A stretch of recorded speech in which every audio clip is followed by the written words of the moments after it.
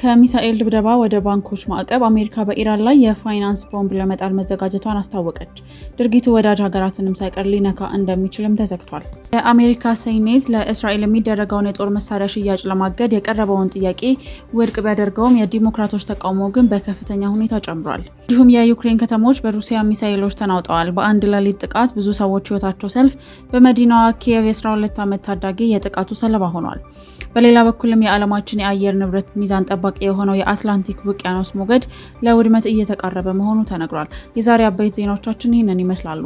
የቤታችን አዲስ የሆናችሁና ከቀናችሁ ላይ 8 ደቂቃን ብቻ በመስጠት የዓለምን አሁናዊ ሁኔታ ለመረዳትና ከዓለም ጋር አብራችሁ ለመጓዝ ዝግጁ ከሆናችሁ የዩቲዩብ ገጻችንን ሰብስክራይብ በማድረግ ቤተሰብ ይሁኑን። የእናንተ ሰብስክራይብ ማድረግ ለእኛ ትልቅ ብርታት መሆኑን አምናችሁ ቤተሰብ የሆናችሁንን ከልብ እናመሰግናለን። መረጃዎቹን ላይክ እና ሼር በማድረግ ለሚያስፈልጋቸው በሙሉ እንዲደርስ የበኩላችሁን ተወጡ። ፈጣን ዜና፣ ታማኝ መረጃ፣ ዓለምን በ8 ደቂቃ አብራችሁን ቆዩ። ወደ ዝርዝሩ እናልፋለን።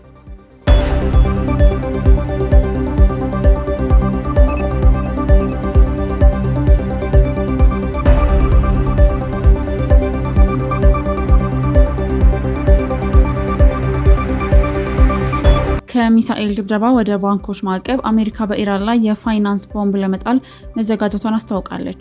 የትራምፕ አስተዳደር ከኢራን ጋር ያለው የተኩስ አቁም ስምምነት ከመጠናቀቁ በፊት ጦርነቱን ወደ ከባድ የኢኮኖሚ ማዕቀብ ለመቀየር ማቀዱን ገልጿል። የአሜሪካ የገንዘብ ሚኒስቴር ስኮት ቤሰንት እንደገለጹት ከኢራን ጋር የንግድ ግንኙነት ያላቸው የውጭ ሀገራት ባንኮችና ተቋማት ላይ ጠንካራ ማዕቀብ ይጣላል። ሚኒስቴሩ ይህንን መረጃ ከቦምብ ጥቃት ጋር እኩል የሆነ የፋይናንስ ጦርነት ሲሉ ጠርተውታል። በተለይም የኢራንን ነዳጅ የሚገዙ ወይንም የኢራን ገንዘብ የተቀመጠባቸው ባንኮች አሜሪካ ከምትጠቀመው የፋይናንስ ስርዓት ውጪ እንደሚደረጉ አስጠንቅቀዋል። ይህም እንደ ቻይና ያሉ ተቀናቃኞችን ብቻ ሳይሆን እንደ ተባበሩት አረብ ኤምሬትስ ያሉ የአሜሪካ ወዳጅ ሀገራትንም ሊነካ እንደሚችል ተዘግቷል። ኢራን ለድርድር እጅ እንድትሰጥ የታለመው ይህ የኢኮኖሚ መታፈን ስትራቴጂ በቀጣዩ ሳምንት ተግባራዊ ይሆናል ተብሎም ይጠበቃል። የዩክሬን ከተሞች በሩሲያ ሚሳኤሎች መናወጣቸውን ቀጥለዋል። በአንድ ሌሊት ጥቃት የ12 ሰዎች ህይወት ሲያልፍ በመዲናዋ ኪየቭ የ12 ዓመት ታዳጊ የጥቃቱ ሰለባ ሆኗል።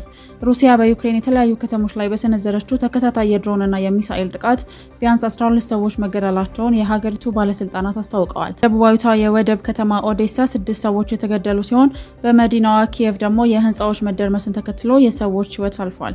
በኪየቭ የፐደልስኪ ወረዳ በደረሰው ጥቃት የነፍስ አድን ሰራተኞች አንድ ህጻን ከፍርስራሽ ውስጥ ማውጣት የቻሉ ሲሆን በዲኒፕሮና ካርቪቭ ከተሞችን በርካታ ንጹሃኖች ቆስለዋል። ሩሲያ ጦርነቱ 4ኛ ዓመቱን በያዘበት በዚህ ወቅት በዩክሬን ላይ የምታደርሰውን የሌሊትና የቀን ጥቃት አጠናክራ የቀጠለች ሲሆን ሲቪል ተቋማትና የመኖሪያ መንደሮች የጥቃቱ ዋነኛ ኢላማ መሆናቸውም ተገልጿል። በዩክሬን ሰማይ ላይ የሚሰማው የሚሳኤል ማስጠንቀቂያ አሁንም አልቆመም። ዓለም አቀፉ ማህበረሰብም ጥቃቱን በማውገዝ ላይ ይገኛል።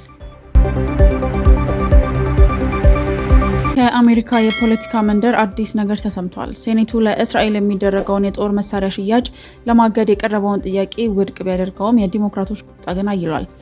በሴናተር በርኒ ሳንደርስ የተቀረበውና ለእስራኤል የሚሸጡ የቡልዶዘርና የቦምብ አቅርቦቶችን ለማገድ ያለመው የውሳኔ ሀሳብ በሴኔቱ ውድቅ ተደርጓል። ይሁን እንጂ ከ3 ደርዘን በላይ የሆኑ የዲሞክራት ፓርቲ አባላት ማገዱን መደገፋቸው በፓርቲው ውስጥ በእስራኤል ጠቅላይ ሚኒስትር ቤንያሚን ኔታንያሁ ላይ ያለውን ተቃውሞ ቁልጭ አድርጎ አሳይቷል። ሳንደርስ ድምፅ አሰጣጡን ተከትሎ በሰጡት መግለጫ አሜሪካውያን ለጤናና ለቤት ግንባታ የሚሆን ገንዘብ እያጡ ቢሊዮን ዶላሮችን ለኔታንያሁ አስከፊ ጦርነቶች ማውጣታቸውን ተዋል። ምንም እንኳን ሁሉም የሪፐብሊካን አባላት ሽያጩ እንዲቀጥል ቢመርጡም ሽያጩን የተቃወሙ ዲሞክራቶች ግን ቁጥር ባለፉት 2 ዓመታት ውስጥ በእጥፍ መጨመሩ በአሜሪካ ፖለቲካ ውስጥ ትልቅ ለውጥ መኖሩን አመልካች ሆኗል። ይህ ውሳኔ በአሜሪካ የውጭ ጉዳይ ፖሊሲና በመካከለኛው ምስራቅ ውጥረት ላይ የሚያሳድረው ተጽዕኖም በጉጉት እየተጠበቀ ይገኛል። የቤተሰብ ሚስጥር ወይንስ ታሪካዊ እውነት? የቀድሞ አባቶች በናዚ ፓርቲ ውስጥ አባል እንደነበሩ በጥቂት ሰከንዶች ውስጥ የሚያሳውቅ አዲስ ድረገጽ ይፋ ሆነ። ዲዜት የተሰኘው የጀርመን ጋዜጣ ከጀርመንና ከአሜሪካ ቤተ መዛግብት ጋር በመተባበር በሚሊዮኖች የሚቆጠሩ የናዚ ፓርቲ አባላት ካርዶችን በቀላሉ መፈለግ የሚያስችል ዘዴ ይፋ አድርጓል። ድረገጹ ከተከፈተ ጥቂት ቀናት ቢሆኑትም በሚሊዮኖች የሚቆጠሩ ሰዎች የቀድሞ አባቶቻቸውን ታሪክ ለመፈተሽ ተጠቅመውበታል። በዚህ መረጃ አያታቸው ናዚ እንደነበሩ ያወቁት ኦስትሪያዊው ጋዜጠኛ ክርስቲያን ራይነር እውነቱን ለማወቅ ጥቂት ሰከንዶች ብቻ ፈጅተውብኛል ብለዋል። ይህ መረጃ በሁለተኛው የዓለም ጦርነት ወቅት በጀርመን 10 ሚሊዮን የሚጠጉ ሰዎች የፓርቲው አባል እንደነበሩ ያስታውሳል። ብዙ ተጠቃሚዎች ቤተሰባችን ከናዚ ነፃ ነበር የሚለው የቆየ አመለካከታቸው በመቀየሩ ከፍተኛ ድንጋጤ እንደፈጠረባቸው ገልጸዋል። ከ80 ዓመታት በኋላም ቢሆን እውነቱ ፈልቆ መውጣቱን ተሰምቷል። በቱርክ አንድ የቀድሞ ተማሪ በከፈተው ድንገተኛ ተኩስ 16 ሰዎች ቆስለዋል። በደቡብ ምስራቅ ቱርክ በሚገኝ አንድ የሙያና የቴክኒክ ትምህርት ቤት ውስጥ የ17 ዓመት ወጣት በከፈተው ተኩስ 10 ተማሪዎችን ጨምሮ 16 ሰዎች ላይ ጉዳት አድርሷል። ጥቃት አድራሹ በፖሊስ ከመከበቡ በፊት በያዘው የነፍስ ወከፍ መሳሪያ ራሱን ማጥፋቱን የአካባቢው ገዢ አስታውቋል። ምስክሮች እንደገለጹት ወጣቱ ወደ ትምህርት ቤቱ ግቢ እንደገባ ያለምንም ማመንታት ወደ ተማሪዎችና መምህራን መተኮስ የጀመረ ሲሆን ተማሪዎችም ህይወታቸውን ለማዳን በመስኮት ጭምር ለመውጣት ተገደዋል። ምንም እንኳን በትምህርት ቤቱ የማህበራዊ ሚዲያ ገጾች ላይ የዛቻ መልእክቶችን ሲያስተላልፍ እንደነበረ ቢነገርም ጥቃቱን የፈጸመበት ትክክለኛ ምክንያት እስካሁን አልታወቀም። በቱርክ መሰል በትምህርት ቤት ውስጥ የሚፈጸሙ ጥቃቶች እጅግ ብርቅ መሆናቸው ድንጋጤውን ይበልጥ አክብዶታል። የቆሰሉት ወገኖች በሕክምና ላይ ሲሆኑ የጥቃቱ መንስኤ እየተመረመረ ይገኛል።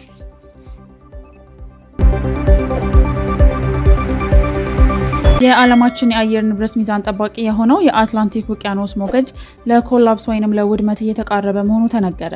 አውሮፓ፣ አፍሪካና አሜሪካ ከፍተኛ ስጋት ተደቅኖባቸዋል። ይህ የወጣ ሳይንሳዊ ጥናት እንደሚያመለክተው የአትላንቲክ ውቅያኖስ የውሃ ዝውውር ስርዓት ቀደም ሲል ከታሰበው በላይ በከፍተኛ ፍጥነት እየተዳከመ ይገኛል። ሳይንቲስቶች ይህንን ክስተት እጅግ አሳሳቢ ሲሉ የገለጹት ሲሆን ማብቂያ ላይ ዝውውሩ ከ42 እስከ 58 በመቶ ሊቀንስ እንደሚችል አስጠንቅቀዋል። ይህ የውሃ ሞገድ መቆም በአውሮፓ ላይ ከፍተኛ ቅዝቃዜና ድርቅን የሚያስከትል ሲሆን በአንጻሩ በአፍሪካና በአሜሪካ ላይ ደግሞ የዝናብ ስርጭትን በማዛባት ለሚሊዮኖች የምግብ ዋስትና ስጋት ይፈጥራል። በተጨማሪም የአትላንቲክ ውቅያኖስ የውሃ ከፍታ እስከ 1 ሜትር እንዲጨምር በማድረግ የባህር ዳርቻ ከተሞችን ለአደጋ ያጋልጣል። ይህም ባለፉት 1600 ዓመታት ውስጥ የታየ እጅግ ደካማው የውቅያኖስ እንቅስቃሴ መሆኑ ታውቋል። የአየር ንብረት ለውጥን ለመግታት የሚደረጉ ጥረቶች ካልተፋጠኑ ዓለማችን ወደማይመለስበት የቀውስ ምዕራፍ ልትገባ ትችላለች ሲባልም ተገልጿል። ብሬክሲት ግንብ እየፈረሰ ይሆን? ብሪታንያ ከ6 ዓመታት ቆይታ በኋላ ወደ አውሮፓ ህብረት የተማሪዎች ልውውጥ ፕሮግራም ለመመለስ ታሪካዊ ስምምነትን ተፈራርማለች።